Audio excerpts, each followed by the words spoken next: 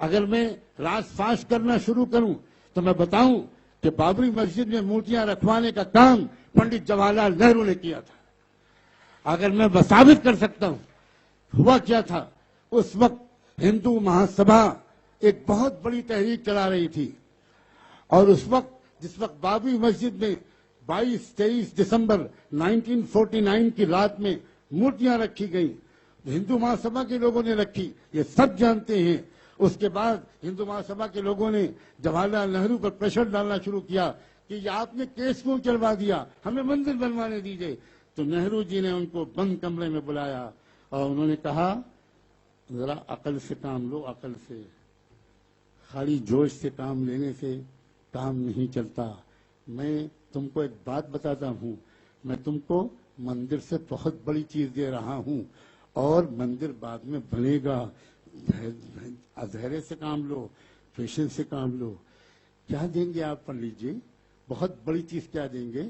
تو جانتے ہیں آپ، انہوں نے کیبنٹ میں پیش ہونے سے پہلے جو ریزولوشن تیار ہوا تھا وہ سیکرٹ کانفیڈینشیل ڈاکومنٹ ہندو مہاسبھا کے لیڈروں کو دکھایا، اور اس میں انہوں نے یہ دکھایا کہ جانتے ہو میں ایک چیز لا رہا ہوں، وہ یہ کہ یہاں شیڈول کاسٹ اور شیڈول ٹرائب کو جو ریزرویشن کی سویدھا ملی ہے کانسٹیٹیوشن میں پریزیڈنشل آرڈر چپکے سے نکلوا کر اس کے اندر سے مسلمان اور کرسچنوں کو نکال رہا ہوں.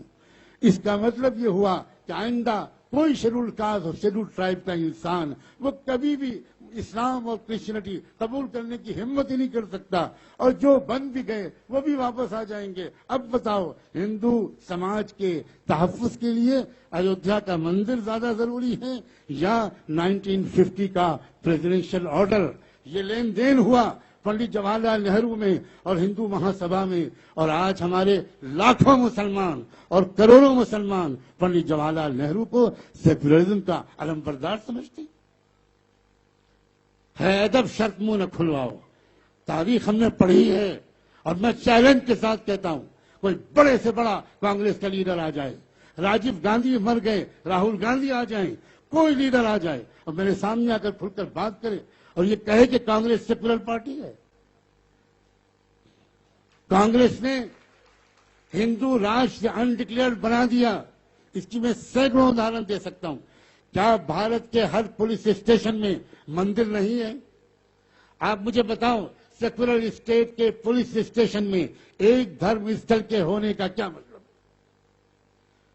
پھر وہاں مسجد کیوں نہیں ہے؟ پھر وہاں چرچ کیوں نہیں ہے؟ پھر وہاں گردوارہ کیوں نہیں ہے؟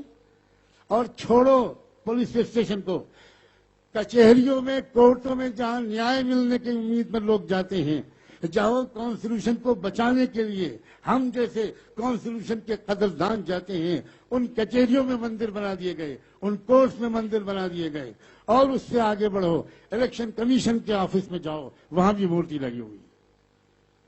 یہ ہندو راشٹر انڈکلیئر تو بنایا اس پارٹی نے اور ان پارٹیوں نے جو اپنے کو سیکولر کہہ کر خاص طور پر مسلمانوں اور دوسری مائنورٹیز کو دھوکہ دے رہی ہے. اب وقت آیا ہے کہ اصلی چھٹائی اس دیش میں ہو، مظلوم ایک طرف ہو جائیں، ظالم ایک طرف ہو جائیں، اور پھر دو دو ہاتھ ہو جائیں. جب تک مظلوم اکٹھا نہیں ہوں گے یہ سیکولرزم اور کمیونزم کا جھوٹا جال یہ پھاڑا نہیں جا سکتا، توڑا نہیں جا سکتا. اے مسلمانوں، اب اس غلطی سے نکلو.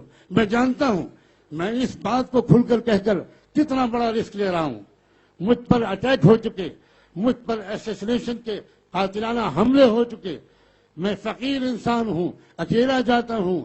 مجھ پر قاتلانہ حملے ہو چکے، مجھے زہر کھلانے کی کوشش ہو چکی، اور نہ جانے کیا کیا ہو چکا. اور آج کی اس اسپیچ کے بعد میں نہیں جانتا کہ میں صبح تک بھی زندہ رہوں گا کہ نہیں. مجھے اپنے مالک پر یقین ہے کہ میں اگر مرا تو میں سچائی کی گواہی دے کر مروں گا.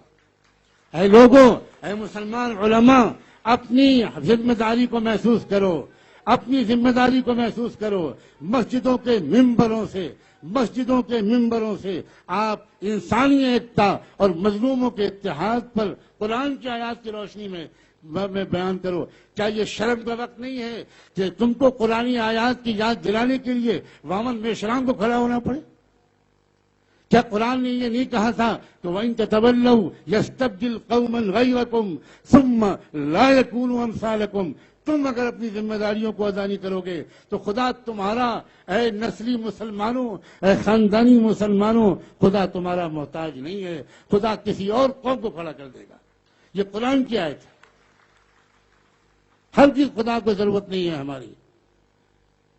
کیا یہ معمولی بات ہے کہ پچھلے ادھیویشن میں وامن میشرام نے اللہ کے رسول کی حدیث عربی ٹیکسٹ میں پڑھنے کی کوشش کی تھی اور یہ کہا تھا کہ انصر اخاک ظالمن او مظلومن. حضرت محمد صاحب نے یہ کہا کہ اپنے بھائی کی مدد کیا کرو، چاہے ظالم ہو چاہے مظلوم.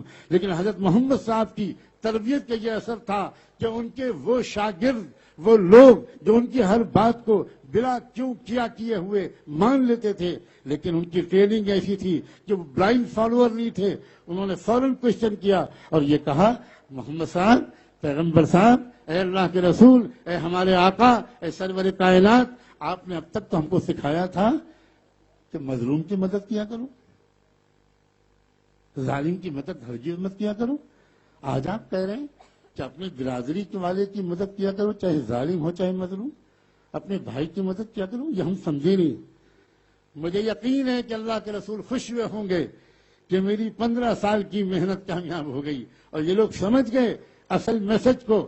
اور تب آپ نے ایکسپلین کرتے ہوئے کہا، سنو، ظالم کی مدد کا مطلب یہ ہے کہ ظلم کرنے سے اس کو روکو، اور مظلوم کی مدد یہ ہے کہ اس پر ظلم مت ہونے دو.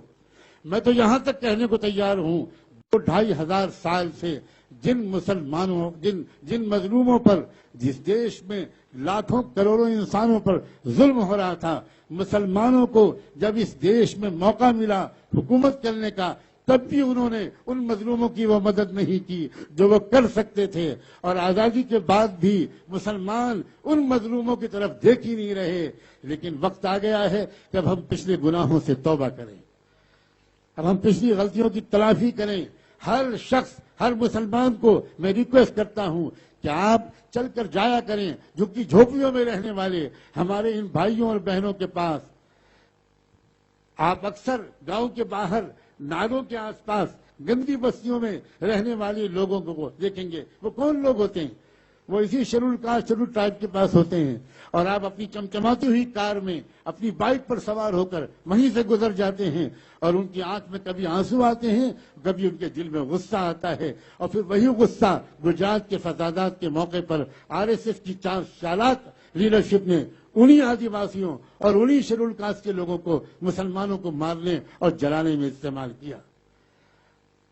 اب آپ کا فرض خالی یہ مسئلہ جلسے کا نہیں ہے. اپنی زندگی میں روزانہ کم سے کم ہفتے میں 1-2 بار ان غریب بھائیوں اور بہنوں کے پاس جائیے، ان کے علاج کی ویوستھا کیجیے، ان کے غریب بچوں کی تعلیم کو اپنے بچوں کی تعلیم کے ساتھ جوڑیے. یہ میری بیٹی سمیہ میرے پاس بیٹھی ہے. میں نیرل میں رہتا ہوں، پردیش میں رہتا ہوں. یہ انہوں نے ایک معمول بنایا ہے، ان لوگوں نے، میری 3 بیٹیاں مل کر اور کچھ اور مہلائیں مل کر اس پورے نیرل کے علاقے میں آدی واسیوں کی ایک واڑی میں جاتے ہیں اور جو ہو سکتا ہے ان کو خاموشی سے پیش کرتے ہیں. جب تک ہم اپنی پرسنل زندگی میں اور پرائیویٹ زندگی میں یہ درد اور یہ درد بانٹنے کا کام نہیں کریں گے، تب تک یہ ساری باتیں بالکل وقتی رہیں گی. میں اس وقت صرف یہ پیغام دینا چاہتا ہوں کہ دیش میں سیکولر اور کمیونل کی تقسیم یہ بالکل جھوٹی تقسیم ہے. یہ اصلی براہمن سسٹم کو ایک پردہ ڈالنے کے لیے ایک چادر ڈالی گئی ہے. اب وامسف اور بھارت مکھی مورچے اور اس کی ویژنری لیڈرشپ اور ان جانثار جوان ساتھیوں کے اس ٹیم کے ذریعے سے یہ پردہ فاش ہو رہا ہے اور سچائی سامنے آئے گی. میں سمجھتا ہوں کہ مجھے اسی پر اپنی بات کو ختم کر دینا چاہیے. مغرب کی نماز کے وقت میں اب تھوڑی دیر ہو گئی، ابھی بھی نماز کا وقت باقی ہے. مسلمان بھائی بہن وہ نماز پڑھ لیں، اس کے بعد اگر کسی کو جانا ہے ضروری تو جائیں. ابھی ایک سیشن اور ہوگا اور شاید اس سیشن میں بھی اپنی بیماری کے باوجود میں کچھ کہوں. بہت بہت شکریہ آپ سب.